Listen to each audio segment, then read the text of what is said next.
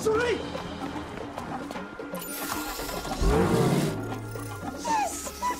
Remote driving system activated. Wait!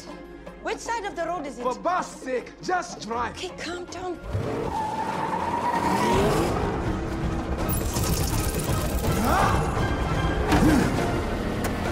Woo! Let's go!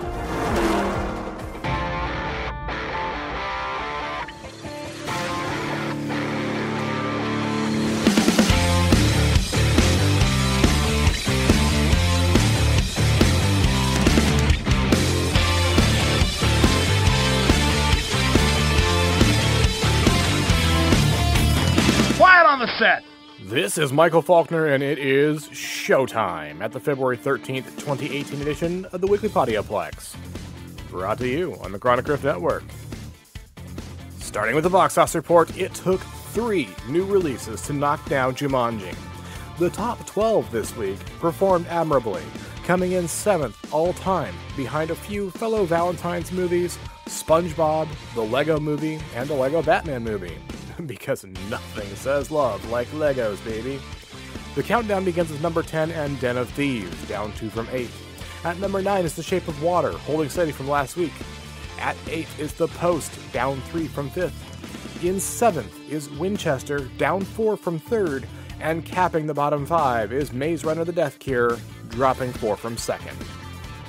The top 5 begins with The Greatest Showman, down 1 from 4th with $6.4 million and a total of $146.6 million. In 4th place is Jumanji: Welcome to the Jungle, finally giving up the throne with $10 million and a new total of $365.9 million. The difference between Spider-Man 2 and Jumanji is $8 million, and next week, the newer of the two will become Sony's second highest grossing domestic release ever. This week's top 3 are all new releases. In 3rd place is The 1517 to Paris, premiering to $12.6 million. That's on target for expectations, but it fell short with attendees. Audiences gave it a B- cinema score, and critics ranged between a 21% on Rotten Tomatoes and a 44% on Metacritic. In 2nd place is Peter Rabbit, debuting to $25 million. And that's well ahead of expectations, and audiences loved it with an A- cinema score. Critics settled about halfway, offering 52% on Metacritic and 58% on Rotten Tomatoes. And sliding into first this week is 50 Shades Freed, scoring $38.6 million. That's as expected, but it also showcases that drastic film-to-film drop that I mentioned last week, as it came in nearly $10 million shy of 50 Shades Darker from last year. Nevertheless, it had enough stamina to push the franchise over the $1 billion mark worldwide. This film was just as stimulating for audiences as the last entry, performing at a B+ grade. Critics swung wildly from platform to platform, from 32% on Metacritic and going down to an 11% on Rotten Tomatoes. This was the money shot for 50 Shades, since next week will be dominated by Marvel and will start a train of big-ticket films that will likely keep this franchise from being on top again. The box office premieres for February 16th ring in Valentine's Day with a bang.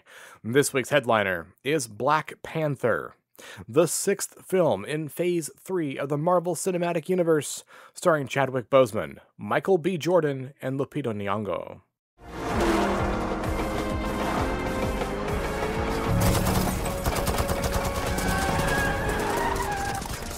Hey, look at your suit. You've been taking bullets, charging it up with kinetic energy. Put around the truck.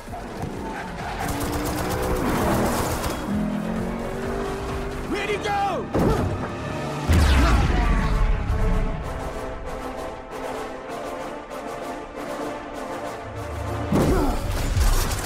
You show off. After the death of his father, T'Challa is the king of Wakanda, and he returns home to the isolated, technologically advanced African nation to succeed to the throne and take his rightful place. This is the last stop before a major climax in the Marvel Cinematic Universe with Avengers: Infinity War. Marvel and Disney are setting their sights high with Black Panther at the projections of $120 to $150 million based on ticket pre-sales. The average openings across the 17 films so far in the franchise is $117.8 million, and the expected opening would place Black Panther in the same league as Spider-Man Homecoming, Thor Ragnarok, Iron Man 2, and Guardians of the Galaxy Volume 2.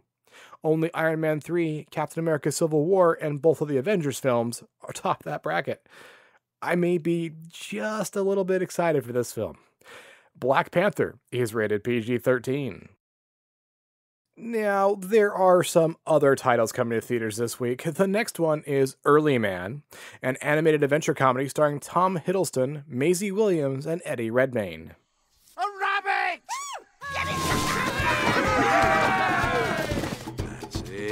That's it. I've got him! For you, E-Mac! I would have even sculling a goot. Oh! Nice try, though! Let's use an element of surprise. Right-o, Chief. Ow! I got him! No, I haven't! Great! Champion! Set at the dawn of time when prehistoric creatures and woolly mammoths roamed the earth, Early Man tells the story of Doug, along with sidekick Hognob, as they unite the tribe against a mighty enemy, Lord Nuth, and his Bronze Age city to save their home. This is from the Aardman Animation Studio, and it's in the same stop-motion style as Wallace and Gromit and Shaun the Sheep. Early Man is rated PG. And finally, we have a biblical epic with Samson, an action drama starring Jackson Rathbone, Billy Zane, and Rutger Hauer. I felt I needed to interject here. It is your old producer, John S. Drew here, producer of The Chronic Rift and of this podcast, The Weekly Podioplex. I felt it needed to be said that Samson does star all those wonderful people Michael pointed out, but he missed pointing out that the wonderful, the talented, the beautiful Lindsay Wagner of The Bionic Woman also stars in this movie as Samson's mother. I now return you to your regularly scheduled The Weekly Podioplex with Michael Faulkner. The Hebrew has eyes for you and your servant girl. Well, she is pleasing to the eye. They plan to marry. That would be heresy to Dagon. Wedding a Philistine to a Hebrew. You cannot allow this, my lord. But if you were to bless their union, they would be in your debt.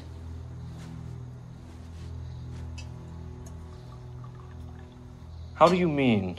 Give the girl to the Hebrew and he will never raise a hand against you. The throne would be yours. This is madness, my lord. He would be under my heel. Let Samson marry. We shall host the wedding feast. My queen is cunning. And my king strong. After losing the love of his life to a cruel Philistine prince, a young Hebrew with supernatural strength defends his people, sacrificing everything to avenge his love, his people, and his God. Samson is rated PG-13. Now, if none of those three tickle your fancy this week, there are 11 titles on the limited slate, and you can find every single one of those listed in the show notes. Next up is a look at the home entertainment slate for the week of February 13th, and I'll begin with new release on DVD and Blu-ray, and that list kicks off with Wonder, a drama starring Julia Roberts, Jacob Tremblay, and Owen Wilson. Based on the New York Times bestseller, Wonder tells the incredibly inspiring and heartwarming story of August Pullman, a boy with facial differences who enters 5th grade attending a mainstream elementary school for the first time. Wonder is rated PG. The other movie coming to physical media this week is Roman J. Israel Esquire, a crime drama starring Denzel Washington, Colin Farrell, and Shelley Hennig. An attorney for a big Los Angeles law firm discovers some unfavorable things about his late partner, and he decides to right his wrongs. Roman J. Israel Esquire is rated PG-13. Swinging by new releases on digital video, I have two titles. The first is Coco, an animated family fantasy film starring Anthony Gonzalez, Benjamin Bratt, and Gael Garcia Bernal. Despite his family's baffling generations-old ban on music, Miguel dreams of becoming an accomplished musician like his idol, Ernesto de la Cruz. Desperate to prove his talent, Miguel finds himself in the stunning and colorful land of the dead, following a mysterious chain of events, and along the way, he meets charming trickster Hector, and together, they set off on an extraordinary journey to unlock the real story behind Miguel's family history. Coco is rated PG. The other title is Justice League, a DC Comics action film starring Gal Gadot, Henry Cavill, and Ben Affleck. Earth's greatest heroes are assembled to form the Justice League, to combat a threat beyond each member's capabilities. Justice League is rated PG-13.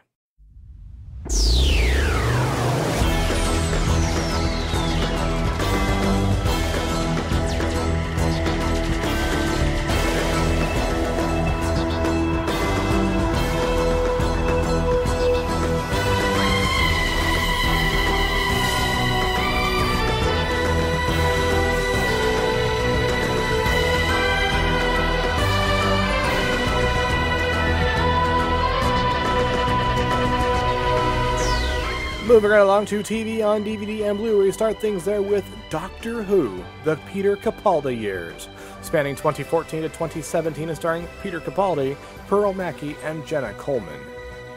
Peter Capaldi's tenure as the 12th Doctor has been one of the most epic eras in the rich history of Doctor Who, filled with mad adventures and exhilarating storylines.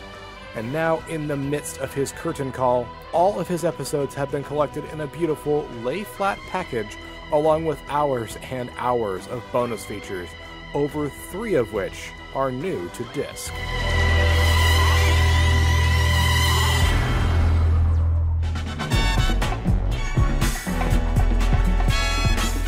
The second TV title is The Deuce, Season 1 from 2017, starring Kevin Bresnahan, James Franco, and Maggie Gyllenhaal. Boasting a fine ensemble cast and executive produced by David Simon, George Pelecanos, Nina K. Noble, and James Franco, The Deuce chronicles the rise of the porn industry that began in New York City in 1971 and 1972, driven by the gradual legalization of porn and a politically motivated effort to clean up Times Square. Seizing the chance to cash in on the nascent porn business and sometimes being consumed by it are a vivid assortment of characters, including Vincent Martino, a bartender with vision and connections, Frankie Martino, Vincent's identical twin, a dangerously freewheeling counterpart to his entrepreneurial brother, a self-made on-the-street sex worker eyeing a new career in porn filmmaking, and an assortment of pimps, cops, newspaper reporters, mobsters, disillusioned college students, and others. Over the course of 8 episodes, viewers will get an up-close look at a gritty world of sex, crime, high times, and sudden violence as the porn business begins its climb to legitimacy, cultural permanence, and billion-dollar profitability.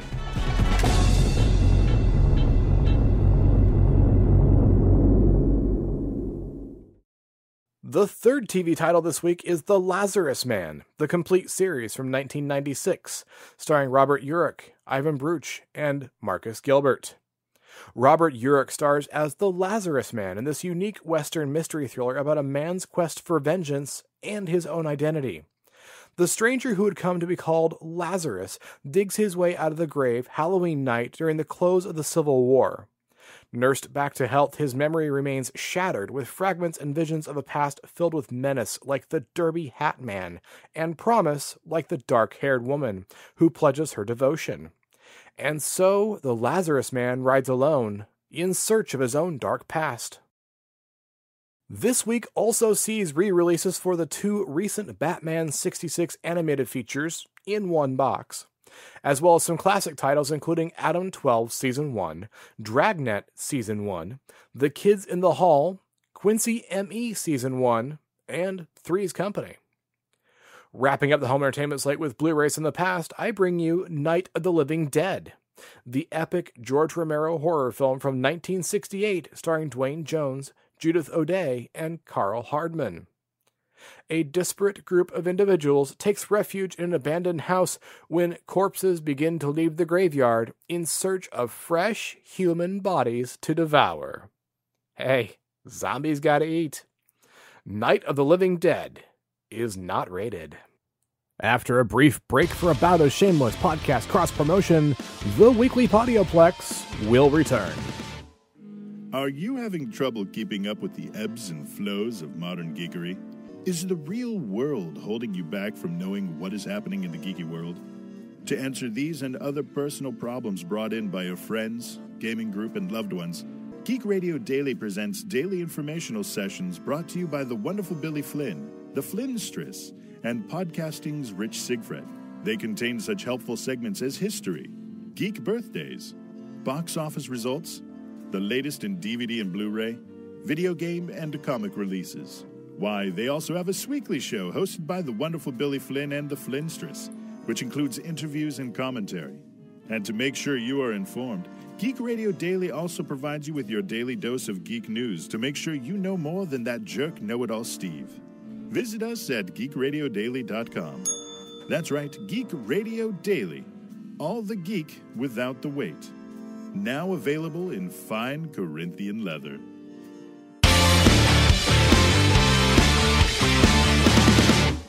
And welcome back to the Weekly Podioplex. I'm Denise with your Quick Flicks.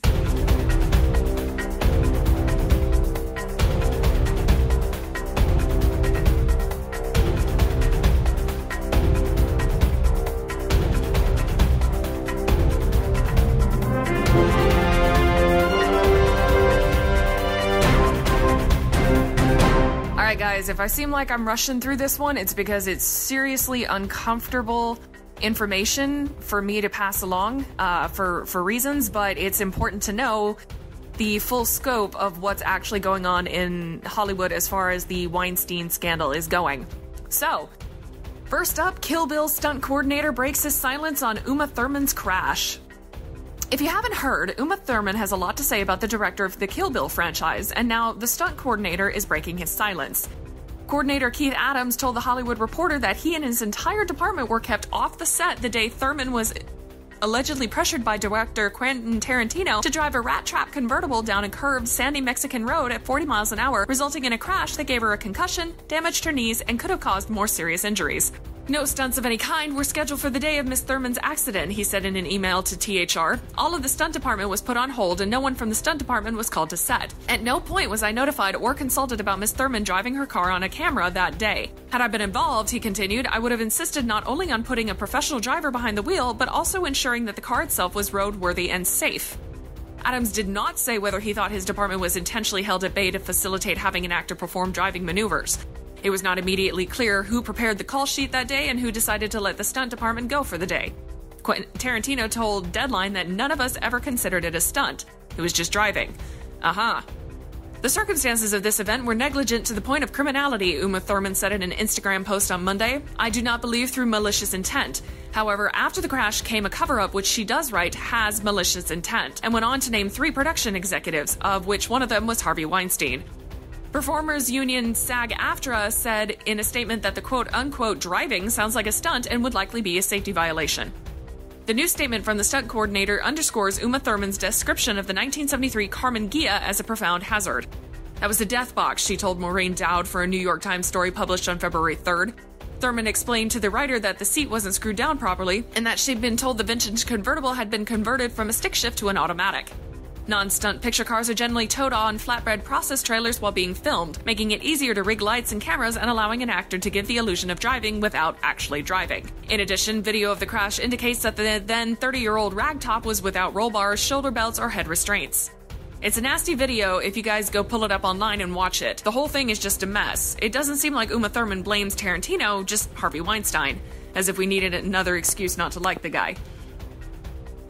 Up next, New York Attorney General sues the Weinstein Company over civil rights violations and in sexual assault scandals. New York State has filed a civil rights lawsuit against the Weinstein Company on Sunday, alleging multiple egregious violations of New York's civil rights, human rights, and business laws. Yikes. According to a statement released by the Attorney General's office, the suit filed today in New York County Supreme Court includes a new and extensive allegations about longtime company CEO Harvey Weinstein's vicious and exploitative mistreatment of company employees. Today's suit includes numerous employee victim accounts of sexual harassment, intimidation, and other misconduct. The lawsuit names 3 defendants, the Weinstein Company and Bob and Harvey Weinstein. The Wrap reported earlier on Sunday the outgoing board of directors rejected an offer to settle the pending lawsuit with the Attorney General last Wednesday. The allegations as outlined in the lawsuit. Harvey Weinstein told several employees throughout the relevant period that, in substance, I will kill your family, and you don't know what I can do, or words to that effect. Weinstein touted his connection to powerful political figures and asserted that he had contacts within the Secret Service that could take care of problems. At Weinstein's direction, the Weinstein Company employed one group of female employees whose primary job it was to accompany Weinstein to events and facilitate Weinstein's sexual conquests. These women were described by some witnesses as member of Weinstein's roster or his wing women. One of his entourage was flown from London to New York to teach Weinstein's assistant how to dress and smell more attractive. A second group of predominantly female employees served as his assistants and were compelled to take various steps to further his regular sexual activity. A third group of predominantly female executives were forced to facilitate Weinstein's sexual conquests. They were supposed to use their skills to help the company produce film and TV projects. Instead, they were required to meet with prospective sexual conquests in order to facilitate Weinstein's sexual activity and to follow through on his promise of employment opportunities to women who met with his favor. Oh my god, I feel gross just reading this. He made quid pro quo offers, exposed himself to female employees, and I'm not even going to continue because this is so gross, you guys. Weinstein, both of them need to be locked up and never let out again. On the heels of this scandal, SAG-AFTRA has released a code of conduct for sexual harassment. The code is billed as a call to action to the Guild's 160,000 members. It set forth employers' legal obligations under both the union's contract and the law, including the need to provide ways in which members can safely report workplace harassment. The code also puts forth the expectation that its members will not engage in harassing conduct. To truly change the culture, we must be courageous and willing at its most basic. This code will ultimately help better define what harassment is and what members' rights are in real-world situations. SAG-AFTRA President Gabrielle Carteris said in a statement, "We are going further, however, with the launch of our 4 Pillars of Change initiative to achieve safe workplaces and advance equity." According to the Guild, the 4 Pillars of Change to which Carteris is referring includes the sections on rules and guidelines, empowerment through education, expanded intervention efforts, and building bridges and safety nets. At least some good is coming out of this entire mess. On a positive note, David Benioff and D.B. Weiss are leaving Winterfell and headed for a galaxy far, far away. This is either going to be a very good thing or a leading cause of oversaturation. It was announced that the two will write and produce a new series of Star Wars films. The new films will be separate from both the Skywalker saga and the recently announced trilogy being developed by Rian Johnson. So maybe we'll get a Knights of the Old Republic after all? Maybe? I'll keep you guys updated as more news becomes available. And finally, Chris Hemsworth says he's done playing Thor. No, he isn't. I can already tell you he is not. The minute a good script comes along, he'll be doing the same thing Chris Evans did. And let Marvel make a Lady Thor movie and watch Chris Hemsworth come running to play the sullen son of Odin who lost Mjolnir because reasons. Just you wait. It's gonna happen. And that's it for this week's Quick Flicks. I'll see you guys next time on the Weekly Podioplex. Thank you, Denise, and welcome back. Here we are once again at the end of a new edition of the Weekly Podioplex. If you want to discuss anything you heard on this week's edition, or the show in general, we would love to hear from you. Tell us what you like, what you don't like, what you think we can do better. You can do that by surfing over to the Chronic Rift homepage at chronicrift.com and leaving an audio message right there on the website using your microphone. Just click the widget that says send voicemail and follow the prompts. You can also write an email or send an MP3 to weeklypodioplex@gmail.com. Or if you prefer to go short form, you can do so on Twitter. The Chronic Rift is chronic_rift. The Weekly Podioplex is Weekly Podioplex. Denise is Riley James Keith, all one word. And I am Womprat99, like the creature Luke with Bullseye in his T16 in Beggar's Canyon. You can give the Chronic Rift a thumbs up on Stitcher Radio, leave us a review on iTunes, and you can find the Weekly Podioplex and the Chronic Rift on Facebook. The usual disclaimer applies, of course, if you leave us feedback. You may hear your words on a future edition of the Weekly Podioplex. Take a moment, stop on by, and see what other shows the Chronic Rift Network has to offer. The main show is making a comeback in 2018, and it's offered weekly via Facebook Live on Sundays at 9 a.m. Eastern Time. In fact, Denise was on the last episode about time loops. Grab a cuppa, join in the fun, or you can download the audio version later in the podcast feed. We also explore our favorite aspects of genre entertainment with the Batcave podcast, the OSI Files podcast, the G2V podcast, Generations Geek, Presenting the Transcription Feature, the Dan and Travis Show, the Sci-Fi Diner podcast, Doctor Who and Mr. Drew, the Home Game Show Version podcast, and so much more. If you have a Roku player, you can treat it like a time machine with the Chronic Rift's Roku channel, where you can find episodes of the Chronic Rift Adventures in the 1990s when it was a public access television show on the New York City airwaves. No Roku, no problem. John's also putting those up on YouTube, so you can check us out and find the culture in pop culture. If you're interested in more of my adventures, take a quick trip to my blog, Creative Criticality, where I'm watching every episode of Doctor Who from the very beginning of that franchise and reviewing them in the Timestamps Project. This week, I'm coming to the end of the 22nd season with the 6th Doctor and Revelation of the Daleks. You can find that review and so many more at creativecriticality.wordpress.com, and you can also find Creative Criticality on Facebook. Denise can also be found on the internet at Accessories Not Included, where she talks about her writing, reviews books, and offers her services as an artist and a cover designer. She did the logo and the artwork for Creative Criticality, and I'm a little bit biased, of course, but I think she does great work. Check her out at accessoriesnotincluded.com. If you decide to pick up any of this week's new releases, why not do it through our Amazon store? You get the newest entertainment at Amazon's low prices and high-quality service, and each purchase you make that store supports the Chronic Rift Network. Your support helps to keep us on the air, and we appreciate your consideration. Look for the links to our best bets and the network star in our show notes, or click the Amazon box on the website. The Weekly Podioplex is a Lucky Shot production and is produced by John S. Drew. On behalf of Denise and John, this is Michael Faulkner. Thanks for listening. Until next time, there are adventures in drama, comedy, and action, worlds to explore in the depths of film. Get some popcorn, find your favorite seat, and enjoy the journey.